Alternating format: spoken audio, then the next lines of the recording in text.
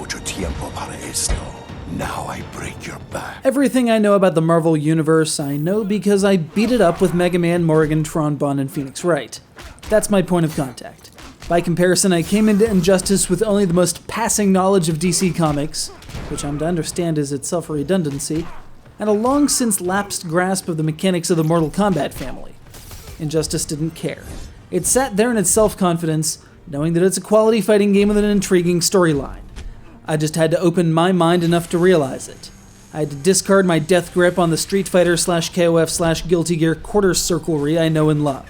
I had to care about these characters I'd only tangentially heard of. And in the end, frankly, it wasn't all that difficult. My palm de frite. I knew that ape Deathstroke couldn't kill you. Too bad for you.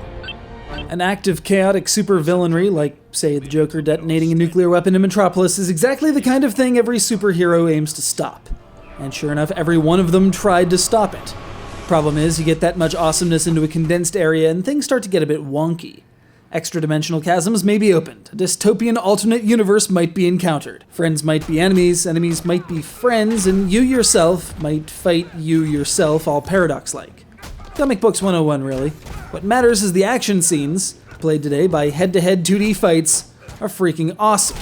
A couple things have changed, but the basic gist is the same it's ever been. Beat up on your opponent until their health bar depletes.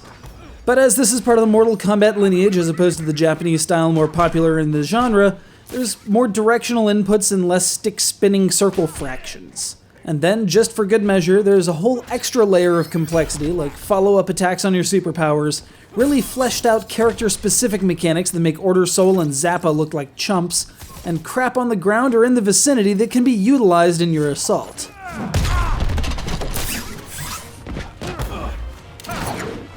And that's where the game sold me. Yes, in competitive situations, you're probably not going to want wild shifts in terrain or grenades popping up on the ground, but you have the option to have those things, and I think it makes for the kind of wild experience that befits such heroic characters. Over-the-top, crazy attacks make a game like Injustice that much more entertaining, and if you can do it while retaining some semblance of balance, so much the better.